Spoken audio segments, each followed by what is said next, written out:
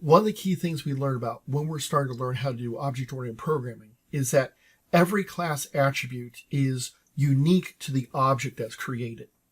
So if I have a value object like I see here, and I have some other nodes and other objects that I'm linking to, those objects are unique to my current object. And if I go and I have another object, its attributes, whether it's a integer like a value or a link or a reference to another binary node, are its own. And those two are completely separate, and they're not going to intermingle at all. In fact, even the methods inside of my object are unique to that instance of the object.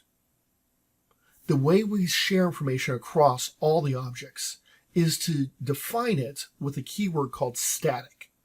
And static is a special word that means that there's only one instance of that property or that method, and it's shared amongst all of our other items. So there's a few rules about static that we need to talk about. With a static attribute like this, the same value is going to be used in all the objects.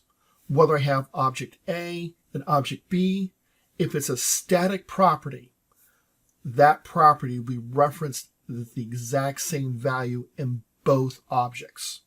And it doesn't matter if I have one object, two objects, or 10,000 objects.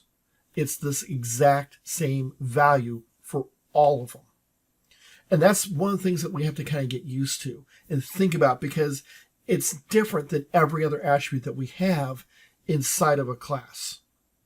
Now, where this becomes very helpful is if I need to share information, let's say like a counter object to keep track of how many items I've created this object type, or how many times I've iterated through a certain function.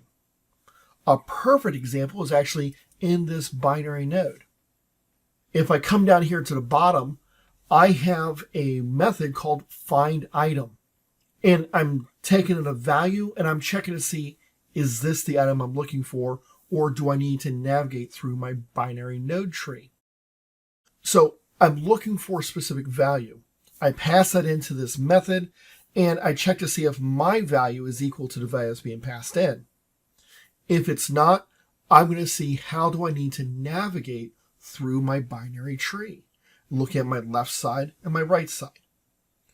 So because I'm talking about a method inside of a node, and that method is unique to that object, I need to use a static property. So that way I can keep track as I navigate throughout all of them. I also have a reset counter method that will reset that counter back to 0, so I can go in and reset that value and check for a second time or third time, or on and on that list goes. So this gives me a really interesting way to be able to keep track of things like how many times do I go into different objects as methods, or how many objects do I have created, or other things like that. It provides for a lot of functionality that I wouldn't normally get, all because I use that keyword static. Now there are a few interesting other rules, and these more tend to fall about if I have a static method. And if you're in Java, you're going to see something like this all the time. Mainly public static void main. And there's other cases where you're going to have static methods as well, but let's talk about this one as an example. Now this one is special, and this is how we define what program we're going to run when we go and we call an object. And so this has some special things about it. Because that method is static, I can call it without having to instantiate the object, which is really helpful, especially seeing I'm trying to run it for the very first time and I don't have a way to instantiate the object. So this is my little solution for it essentially. So if I'm using a static method, there's a few rules I have to follow, regardless of whether it's the main method or another method.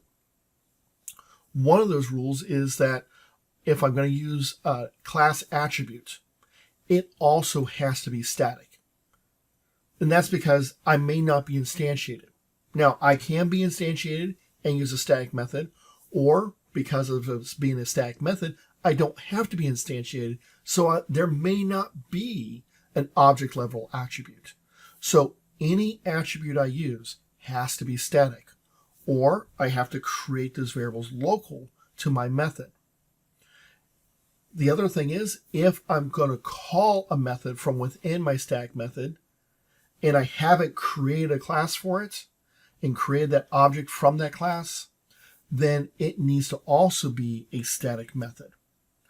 So with static methods, I can only call other static methods without creating an object that's local to my method and then calling its methods. And I can only use static properties.